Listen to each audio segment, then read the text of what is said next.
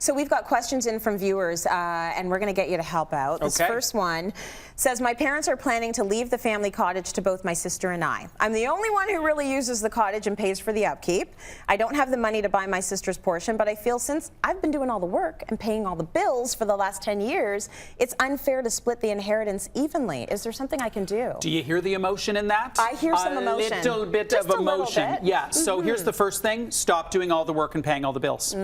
Just stop doing that. It's because there's a victim thing going on in that question, and I get it, and it's tough and all that. So I don't minimize it. It's just you're going to come to the table with an axe to grind, and you're going to, you know, knock your sister's head off with that axe. Probably. It's not going to work out in your favor. There was never any payback promised to you for being a contributor to the upkeep. Which is my second point. It's not your money. It's not your cottage, and it's not your money. It's your parents' money, and it is for them to decide how they want to do that. Now, what I would suggest, and this is the practical thing, and looking on the bright side, is ask if we can have a family meeting.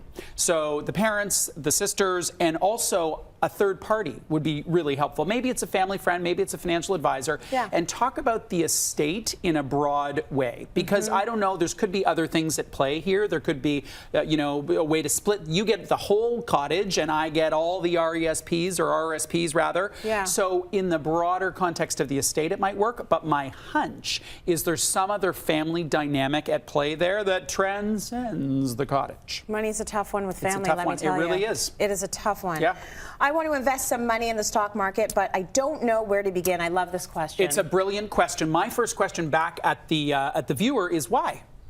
Why do you want to invest in the stock market? I don't know. Everybody says it's a good thing to do. Yeah, not a good enough reason. Okay. Don't do that. All right. No, it's like, why would you want to? I want to make some money. I want to learn to be a world-class poker player. Why? Because someone says it's a good idea? It's a terrible idea.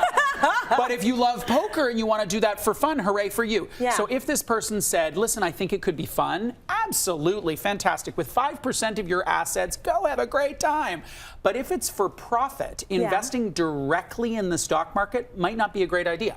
So you'd be better to open up a discount brokerage account and invest in something low cost, like exchange traded funds or a really low cost mutual fund to make more money over time. Because, you know, it takes a lot of work to play the stock market. I'm in the business news all the time, and just keeping track of what's happening in the news and on the markets takes a lot of work. So I would recommend this viewer get a book on how to do a simple couch potato investment plan. They could buy my first book. They could go to moneysense.ca and search for the couch potato portfolio. And so they can start to learn, because you don't want to get your head handed to you on a platter. No.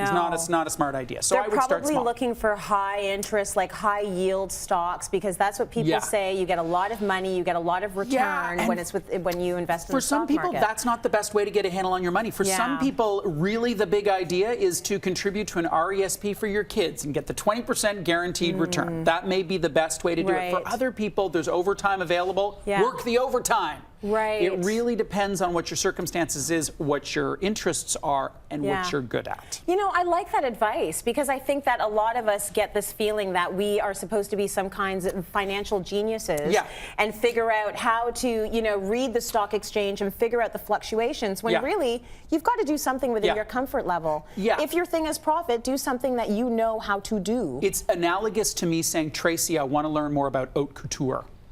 Why? Why on earth would I need to learn? Why? I don't need to learn.